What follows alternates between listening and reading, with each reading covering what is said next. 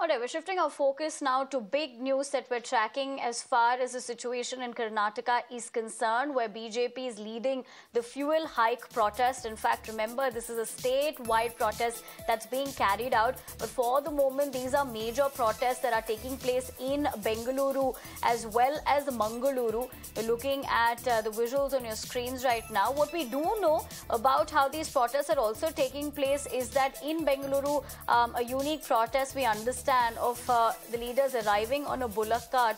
We'll try, of course, playing those visuals out when we have it. But for the moment, let's tell you that this is clearly in the context of how we've looked at the fuel hike in the state, which did not go down well, clearly, even politically speaking, or for a matter of fact, how citizens went on to react over the same. But that is the big news that we're tracking as far as fuel price hike that has happened. In fact, earlier as well, remember, Union Minister and former Karnataka Chief Minister Kumaraswamy also reacted on the people, saying that, he was urging the people of the state that the tax money is being looted by the Congress government, and he had urged the people of the state to protest at a larger level. So clearly, the BJP upping the ante over here as far as the protest is concerned. But with the fact that, earlier, Karnataka CM Siddaramaiah had also ruled out any link to election results and the fuel price hike. He'd also said that nothing is connected to the election results, and the wins or the losses are particularly common in democracy. Let me take that point across to my colleague Deepak. Deepak, clearly BJP is upping the ante here in the statewide protest. What is the given situation on the ground at the moment, and if you're able to speak to a few of them there?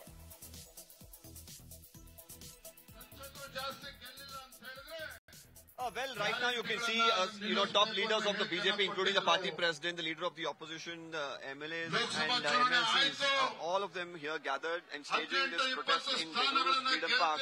Towards my right, you can see, them getting up as we speak. They're going to start a demonstration very soon. They've threatened to get out of the Chief Minister's residence.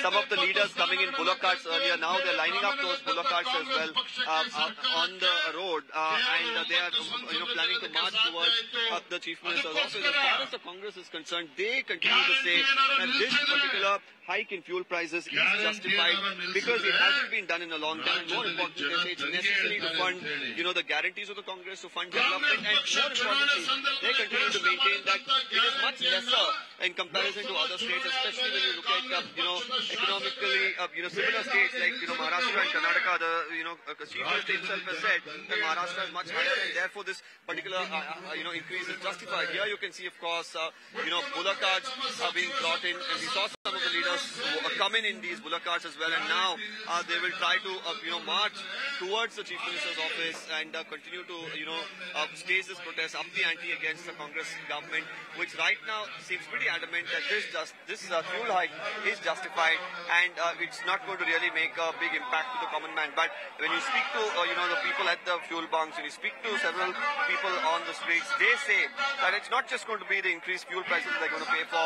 Eventually, it's also going to be, increase in prices of essential commodities because of the fuel hike that is going to, affect their day-to-day lives as well.